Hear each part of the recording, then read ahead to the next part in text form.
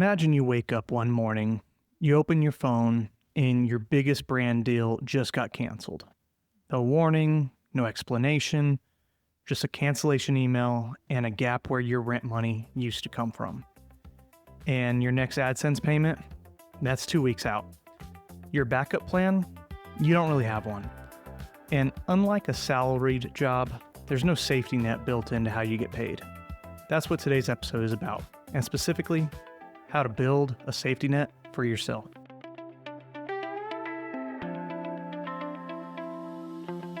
So about a year and a half ago, which would have been around late 2024, I made a conscious decision to build a really substantial emergency fund. And I want to be clear about this because it matters. I had always had an emergency fund as an adult. Even when I had a steady paycheck, I knew I needed one. But those tended to be smaller, maybe 3 months of living expenses, something like that. But because my income was variable and uncertain, sound familiar, I knew I needed something bigger, but I didn't know exactly when or how I'd use it. Could be an investment opportunity, could be a gap in income, could be a complete pivot in what I was doing with my career, but I wanted options. So I spent about a year and a half intentionally building it up. And then in October 2025, I left my job and I went all in on Finchley Finance. That conversation with Lucinda, my wife and co-founder, where I said, if I walk away from my salary tomorrow, can we survive? She ran the numbers and the answer was yes. Not perfectly, not comfortably, but yes, we had a cushion. We had options. We had a runway, and that's the moment I really understood what an emergency fund actually is. It's not just a rainy day account, it's a freedom fund. It's what lets you make the hard, uncertain, emotional leaps towards something better. Whether that's leaving a job, riding out a slow quarter, or just sleeping at night when a brand deal falls through. That's what we're getting into today. Hi, I'm Brad Clark, and this is Money Made Easy for Content Creators. I am a certified financial planner and co-owner of Finchley Finance, a financial planning company built specifically for content creators and creative business owners. On this podcast, we break down the financial stuff that actually matters to your business, so you can stop worrying about money and get back to creating. All right, let's get into it. Today, we're not just talking about what an emergency fund tends to be. We're talking about the 5 reasons creators tell themselves they don't need one. Because I hear these constantly, and I get it. Every single one of them sounds reasonable on the surface, but let's pull them apart one at a time. Objection 1. My income is too inconsistent to even build one. This might be the one I hear most often, and I want to flip it on its head completely because it's actually backwards. Inconsistent income isn't the reason to delay building an emergency fund. It's the exact reason you need one more than anyone else. Here's the mental model that tends to help people click on this topic. A salary employee, someone with a 9-to-5 and a steady paycheck, their emergency fund is essentially their job. If something goes wrong, the paycheck keeps coming. They have a built-in cushion they don't even have to think about. You don't have that. Your income could be strong one month and quiet the next. A brand deal gets pushed. AdSense dips because the algorithm changed. A launch doesn't go the way you expected. There's no paycheck filling the gap. So for a creator, a cash reserve isn't just a nice to have. It tends to function as the substitute for the stability a salary provides. And without it, every slow month can become a crisis instead of just a slow month. The fix here isn't waiting until your income feels consistent enough to save. It's building a habit at whatever amount you can right now.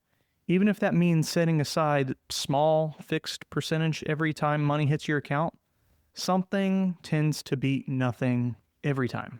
Objection number 2. I'd rather invest that money back into my business. Okay, this one I actually respect. Creators tend to think in terms of ROI, return on investment, for just about everything. And the idea of letting cash just sit somewhere, and like in a bank account, not earning anything can feel almost irresponsible, like you're just leaving money on the table. But here's the reframe. An emergency fund isn't dead money. Think of it as operational infrastructure. Think about what tends to happen to creators who don't have one. They're chronically one bad month away from making desperate decisions, taking brand deals they hate because they need the check, underpricing themselves because they can't afford to wait for the right offer, or saying yes to things that may erode their audience trust because the alternative feels too scary. That's the real cost of not having a cash reserve, and it tends to be a lot steeper than the opportunity cost of keeping a few months of liquid expenses. The creators who build their businesses sustainably tend to be the ones who can make clear-headed decisions. And a clear-headed decision generally requires not being in survival mode. That cash just sitting in your account, it might not be earning a huge return, but it could be buying you the ability to think straight. And that tends to be worth a lot. Objection number 3. My multiple revenue streams are my emergency fund. This is the sophisticated one, and I want to be careful here because it has a grain of truth to it, which is exactly what makes it the most seductive option on this list. The logic tends to go something like this. I've got Patreon, I've got ad revenue, I've got affiliate income, I've got brand deals. If one slows down, the other one picks up the slack. That diversification is my safety net. And look, diversified income tends to be genuinely better than just a single stream of income. That part's real. But here's what the logic tends to miss. Every one of those revenue streams shares the same dependency. You. If you get sick, like really sick, all of those streams of income slow down or stop at the same time. If you burn out, same thing. If you go through something personally, like a family emergency or a mental health crisis, something completely outside of your control, your ability to perform is the single point of failure for it all. A cash reserve is the only form of defense that doesn't require you to keep showing up to access it. Revenue streams and a cash reserve tend to not be interchangeable. They serve completely different functions. One replaces the other only until the moment it can't. Objection 4. I'll just take more brand deals if things get tight. This one shows up constantly, and I understand the logic. You've got an audience, you've got a track record, you feel like you could pick up the phone tomorrow and have a deal in the works by Friday. Maybe, but here's what tends to actually happen when a real emergency hits. Brand deals have lead times, they have approval cycles, they have legal review, creative briefs, revision rounds. Even a relatively fast deal tends to take weeks from first conversation to the payment in your account. And if it's a slow season, Q1 tends to be notoriously quiet for creator deals, that timeline can stretch even farther. So, when a genuine emergency hits, the money tends to not be available fast enough to actually matter. And that's when the real damaging decisions tend to happen. Creators who operate without a cushion often end up taking low-paying, misaligned deals just to cover that gap. And that tends to cost them more in the long run than the emergency itself ever did. It erodes your brand, it erodes your audience trust, and it puts you in a cycle where you're always working from behind. The pipeline you've built could be a tremendous asset, but it tends to work best as a growth tool, not a crisis respond mechanism. Objection 5. I'll know when it's time to start. I'm just not making enough yet. Last one, and this might be the one I feel most strongly about. This tends to be what I think of as the someday trap. And it shows up really heavily among creators in that $3,000 to $8,000 a month in income range. People who feel like they're almost there, they're almost stable enough, almost ready to start saving, just not quite there. The problem tends to be that not quite yet has a way of moving. First, it's when I hit 10,000 followers. Then it's when I land my first brand deal. And then it's when I'm making consistent 5 figures. And then one day you're making great money and you realize you still haven't built the habit, and now the stakes are even higher than ever. The threshold you're waiting for tends to not exist. There is no income level where saving suddenly feels easy or obvious. The creators who tend to build strong financial systems are usually the ones who started building the habit before it felt comfortable, because that's the only time that the habit actually gets built.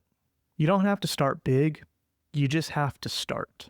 And by the way, if you're listening to this and thinking, I know I need one of these, but I genuinely don't know how to build it into my financial system, that's exactly what we do at Finchley. We build the system around your income so the saving happens automatically and nothing gets missed. Book a first look call at finchley.com. It's no charge, it's no pressure. All right, let's walk through a scenario. This isn't a real client, but it's the kind of situation we see a lot. Meet Jordan. Jordan's a YouTube creator, makes lifestyle and personal finance content, which honestly makes this story a little ironic. Jordan's been at it for 3 years and has built something real. Monthly income tends to land somewhere between $12,000 and $18,000 each month. It's a mix of AdSense, 2 or 3 active brand deals at any given time, and a digital product that sells consistently in the background. By most measures, Jordan's doing well. The channel's growing, the income is solid, but here's the situation Jordan comes in with. Essentially no cash cushion. Not because Jordan's been spending recklessly. Jordan's actually been pretty intentional. Every extra dollar has gone back into the business. Better equipment, a part-time editor, a course on video production. And Jordan's been telling himself that the multiple revenue streams cover any risk. Sound familiar? That's the Objection 3 in real life. What do I actually think about when I sit down with somebody in Jordan's situation? A few things. First, I'd want to understand the income floor, not the average month, not the best month, the worst realistic month. If brand deals slow down and AdSense dips at the same time, what could Jordan actually count on coming in? That number tends to matter a lot more than the average when we're figuring out how much cushion somebody might need. Second, I'd want to talk to Jordan, figure out what their actual monthly baseline looks like. Not lifestyle spending, but like the true floor. So rent, utilities, food, business expenses that keep the channel running. Because the emergency fund target tends to be built off that number, not off of average monthly incomes. And third, and this tends to be the conversation that lands the hardest, I'd ask Jordan, what happens if you cannot post for 60 days? Not won't, but can't. Like a medical situation or a family emergency, burnout that forces just a complete stop. Every one of those revenue streams could slow or stop. The digital product might keep moving for a while, but brand deals, gone. AdSense drops fast without new content, and Jordan has no cushion to absorb any of that. So what would I likely recommend? Given Jordan's income level, I generally suggest targeting somewhere in the range of 6 to 9 months of that baseline number. So probably landing around $30,000 to $40,000 depending on what the actual floor looks like. That might sound like a lot, but at Jordan's income level, it could be buildable in a reasonable time frame without dramatically changing lifestyle. The other thing that I'd want to put in place for Jordan is a simple system. So not willpower, an actual system. When income hits, a certain percentage goes to taxes, a set percentage moves to the emergency fund until the target is hit. And what's left is Jordan's to use however makes sense. That kind of automation tends to be what actually gets people there. Because waiting until the end of the month to see what's left over tends not to work. There's rarely anything left over. Jordan's in a genuinely strong position. The income is there, the intention is there. What's been missing is the structure to actually capture it.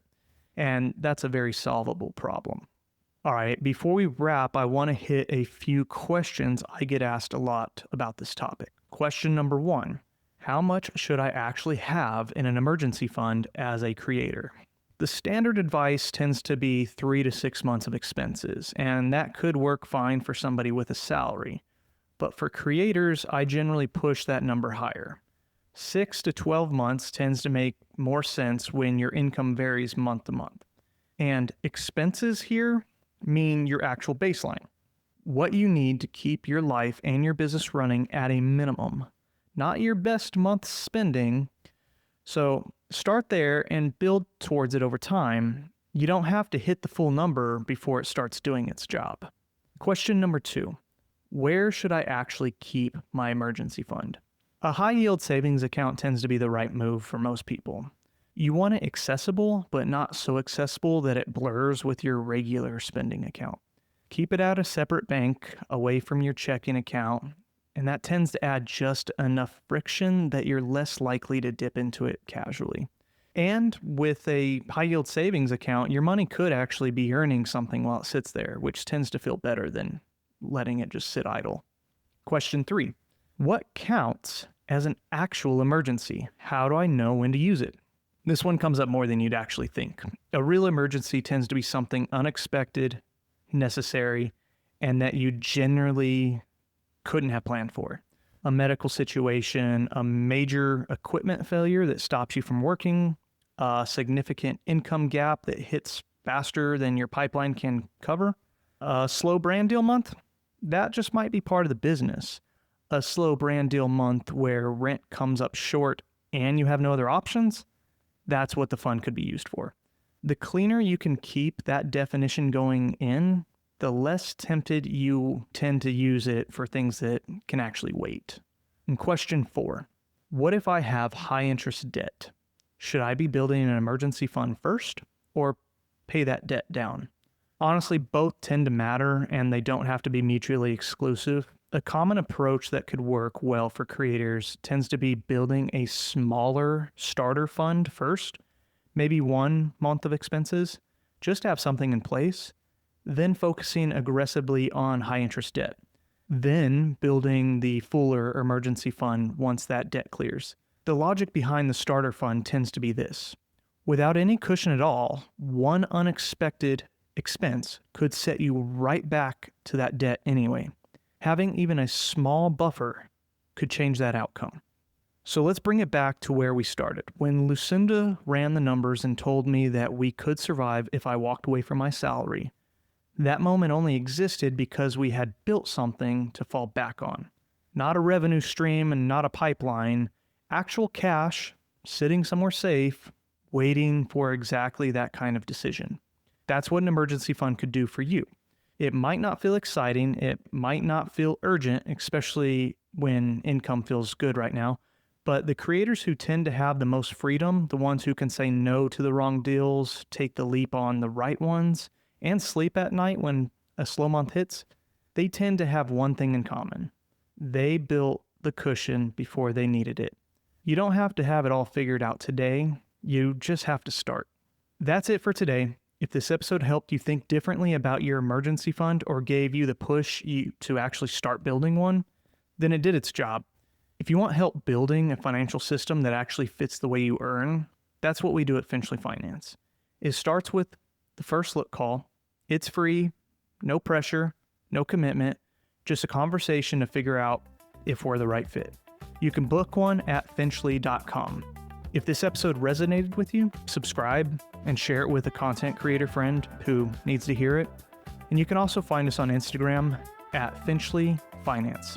Thanks for listening. I'm Brad Clark, and this has been Money Made Easy for content creators. Now get back to what you love.